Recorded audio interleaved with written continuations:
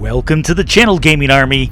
In the 2 drops coming your way today, we take a look at the Thanatos. It's the Thanatos 5S. And why we're looking at this specific mech is because of an innocent question that was asked some time ago. And it was for a recommendation of a heavy mech with ECM and also jump jets.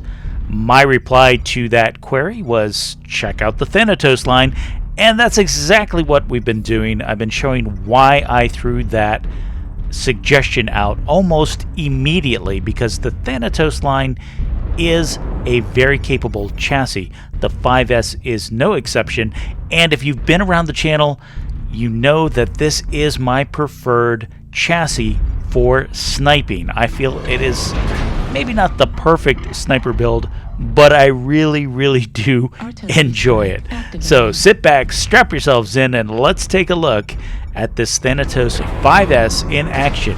Our first drop coming your way is an assault match recorded on Grim Plexus. Now my team has elected to push right up the Fox line as expected. I'm hanging back more towards Echo 6 Fox 6, trying to use the terrain to my advantage and checking angles onto the enemy targets. Obviously, sometimes threading the needle can be somewhat problematic. Look what is going on right now. I just can't get both of my shots through that little gap in front of me. I don't want to overexpose my mech too soon into the match and get myself focused and taken out without getting out my damage. So that's why I'm kind of dancing around back here. Ideally, you want to be working from an angle off to one of the sides or peripheral angles from where your teammates are. Shooting from directly behind them opens yourself up for the enemy to observe your shots, or at least see that muzzle flash, as it were, that comes out of the Gauss rounds. So just kind of keep that in mind. And again, we're using Gauss rifles just because those are the least obvious weapon to use when you're sniping, and that will help keep you protected and unseen by the enemy. And speaking of Gauss rounds, taking a quick look at what we're working with here, I have 2 Gauss rifles in this mech, ECM for protection and low observability, jump jets for maneuverability, and top speed is about 61 kph. So this isn't a speed demon on the battlefield. You've got to know your position, but what's really important is those Gauss rifles. If you can see, they're on both sides of the cockpit at cockpit level, which makes this mech wonderful at horizontal peaking. Because I know some of you are saying, well, the Thanatos, what about the Nightjeer? And while it's a very good mech, and it too can sport dual Gauss rifles, they're arm mounted, which means you need to expose more of your mech to be able to bring both weapon systems to bear. Where this, you can do jump shots, you can do horizontal peaks, all kinds of fun shenanigans, and that's why I like this chassis so much for doing sniping dirty work. And I say dirty work because there are a lot of negative feelings when it comes to the topic of snipers. Nobody likes being sniped to death, and they call it a sniper fest on certain maps. But guys, here's the easy counter. The enemy has just done it to me, and that is the fact that they have pulled back closer to their base, and they put the terrain between me on the high ground and their position, and that's forced me to come down and come at them from a different angle. I need to re-engage my enemy targets. Now I'm breaking out to the right-hand side because, again, I want to work on the periphery. I don't want to be right behind my teammates. That's going to get me easily spotted, where with my low observability, I can do a lot of dirty work here on this right flank, shooting into unsuspecting enemies because they're more focused towards my teammates in the Fox line. And we've managed to rack up our first kill right away, And now we're taking a look at this Blood Asp. He's looking at my teammates, and that's allowing me to get a lot of unanswered shots and damage into him. We damage him enough that my teammates can take him out, and now I'm going to focus this Nova Cat because we hate lurmers.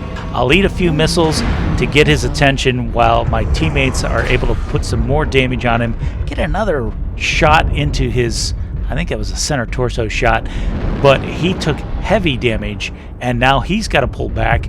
That's also going to keep his missiles out of the game momentarily. We reacquire him, get some more shots on him. I'm sure he's lining me up for a missile shot. Yep, there they are. But now he's open CT, and we can easily take him out. That's an LRMer off the board.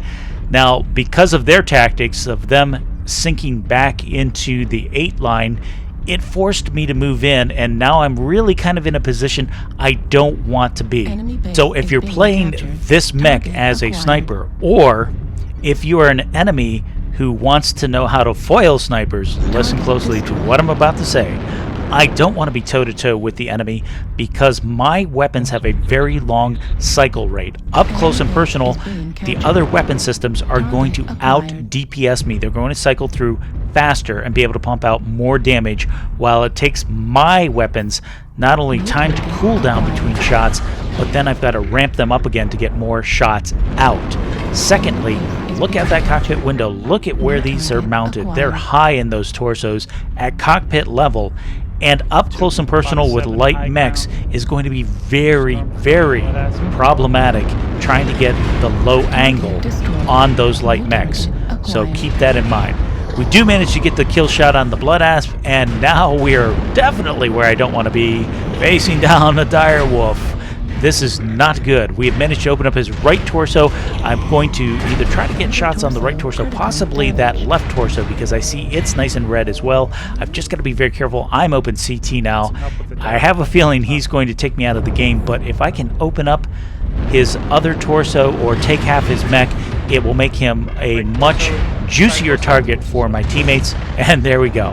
He manages to take me out with a kill shot, but he is taken out in turn by my teammates, and we're going to stick around to see if my team can pull out the victory. The score is 11-10. They are capping the base, and now they just have to worry about one last final enemy mech. Don't know what it is or where he is. He does have pings, so he should be here active somewhere. Our Hellbringer does have an open left torso. That could be very problematic going forward. And, oh, there comes the enemy now, and he gets the kill shot. He gets the kill shot on our teammate. And now it is 1v1, and my goodness, he is super fresh. He must have been AFK or disconnected this entire time. And is it just me, or are we having paper doll damage registry issues? That just looks a little suspect. I'm just saying. He's tanking a lot of shots here. Our Hellbringer is getting manhandled by this Panther with those dual snubs in the right arm.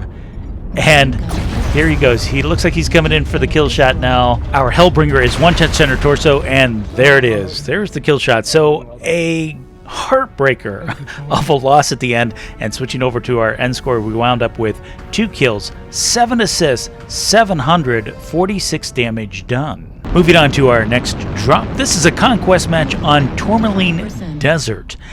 And remember, in the beginning part of the video, I said this is not the fastest mech out there, so be sure to pick your hide wisely.